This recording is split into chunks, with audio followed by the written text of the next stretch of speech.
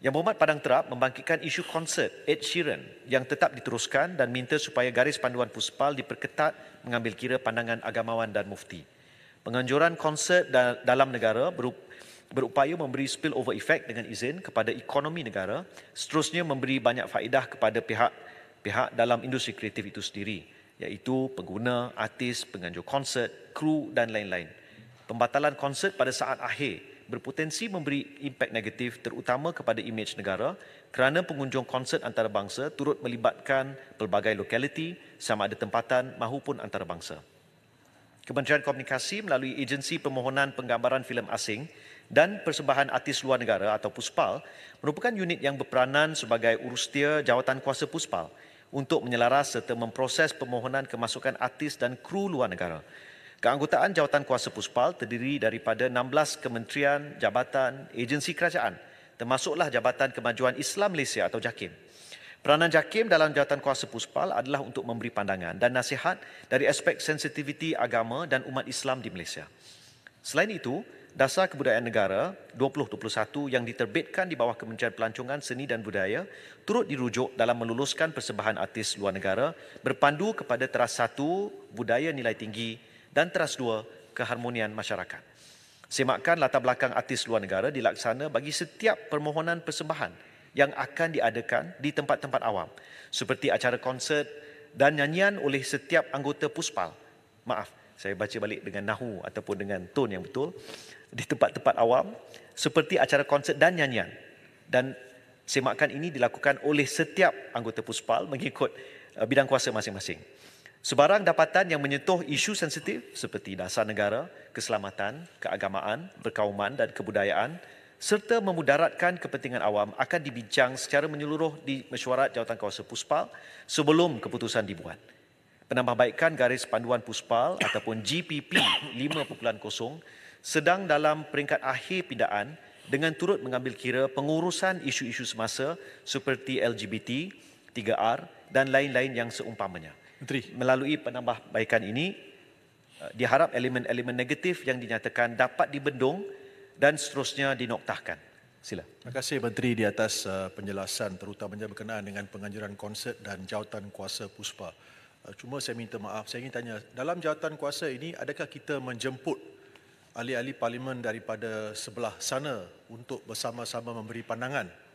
Mungkin kalau mereka bersama-sama dapat memberi pandangan yang konstruktif, kita boleh memastikan bahawa pada masa yang akan datang konsert-konsert ini dianjurkan. Kerana spillover effect dengan izin Timbalan Speaker adalah banyak pemandu teksi, tempat-tempat menjual makanan dan sebagainya. Cumanya saya keliru, daripada pihak Bersatu dia menyokong, kita lihat, tetapi PAS membantah. So saya nak tanya, adakah Yang Berhormat bercadang untuk menjemput mereka dalam jawatan kuasa Puspal supaya kita dapat berunding dengan mereka tentang konsert-konsert yang bakal diadakan? Baik. Terima kasih Yang Berhormat. Saya tidak boleh jawab bagi pihak mana-mana parti, ya, tapi saya kira kita boleh ambil pertimbangan cadangan Yang Berhormat kerana memang dari segi limpahan ataupun kesan spillover dengan izin kepada ekonomi tidak boleh dinafikan.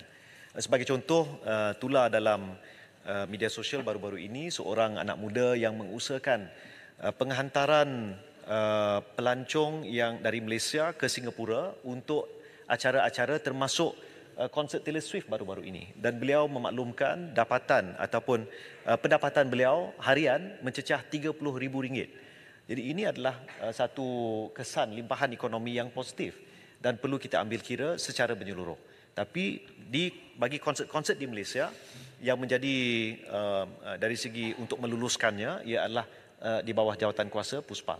Adakah Yang Berhormat, wakil-wakil daripada parti pembangkang yang telah dijemput untuk bersama-sama dalam jawatan kuasa ini? Tetapi sebelum itu saya akan letakkan caveat. Pendapat mereka haruslah selari. Kalau Bersatu menyokong, PAS membantah, pening kepala juga. Baik. Jangan kata ahli parlimen. Yang ni tak ada kena-mengena. It's not your business. Saya jawab macam ni. Not your business. Saya jawab macam ni. Jangan kata ahli parlimen pembangkang, menteri pun tak dijemput. Jadi saya pun bukan dalam jawatan kuasa itu. Jadi saya ambil maklum pandangan Yang Berhormat dan kita akan bincangkan sekiranya ada keperluan kalau nak dimasukkan, mungkin boleh dipertimbang. Tapi saya akan maklumkan kemudian. Muhammad, cuma saya tanya satu perkara lagi tentang konsert Taylor Swift yang diadakan di Singapura. Adakah kerajaan menerima apa-apa cadangan untuk konsert itu diadakan di sini? Kerana saya juga ada kawan-kawan di Singapura dan saya marah apabila mereka memperlekehkan kebolehan kita mengadakan konsert itu. So saya memang begitu tersinggung apabila mereka mempersoalkan kewibawaan Kementerian Komunikasi, Kerajaan dan sebagainya untuk menganjurkan konsert. Kenapa tidak kita menganjurkan konsert Taylor Swift? Kenapa kita benarkan Singapura menganjurkannya dan kita tumpang glamour? Saya nak minta penjelasan. Bolehkah konsert-konsert besar begini diadakan di Malaysia supaya menjadi tumpuan pelancong-pelancong juga yang akan datang ke Malaysia? Muhammad, terima kasih. Saya berpandangan dengan izin, there are enough artists and concerts, bukan hanya untuk Malaysia dan Singapura, malah rantau Asia Tenggara. Dan sebenarnya sekiranya sebarang artis ataupun mana-mana artis berhasrat untuk pergi membuat persembahan di beberapa negara, ya, ibu negara di rantau Asia Tenggara, itu akan membantu dengan izin all of ASEAN. Dan walaupun saya bukan seorang Swiftie, ya, ada pegawai-pegawai saya memang Swiftie. Saya rasa yang Muhammad Bangi mungkin seorang Swiftie. Saya tak tahu, Indra Mahkota, are you a Swiftie? Bukan, ya? Okay. Saya lebih cenderung kepada City Zona. Yang Muhammad, Jadi yang Muhammad Menteri, striptease. bukan Swiftie. Allahu Akbar. Astaghfirullah, cobaan. Ya. Swiftie, Taylor Swift. Ya. Buat puasa yang dipertua. Baik. Tapi saya kena sebut di sini. Timbalan Speaker, Menteri, cuma satu perkara. Don't ever let, dengan izin, anyone think that we are second to Singapore. No, we are not. Don't ever let anyone think we are second to Singapore. We are capable of having the bigger concerts here. Terima kasih, Speaker. Itu tidak menjadi masalah. Sebagai contoh, ada satu konsert artis daripada luar negara. Artis itu bernama Muse. Penganjur konsert itu telah mengusahakan secara sendiri tanpa sokongan daripada pihak kerajaan dari segi dana ataupun sebagainya untuk mengadakan apa yang disebut sebagai blackout. Blackout itu adalah bila artis penganjur berjaya mendapatkan artis itu hanya bermain di satu lokasi. Semasa Muse datang ke Kuala Lumpur, mereka tidak dibenarkan untuk pergi ke mana-mana lain. Jadi orang daripada negara jiran terpaksa datang ke Kuala Lumpur.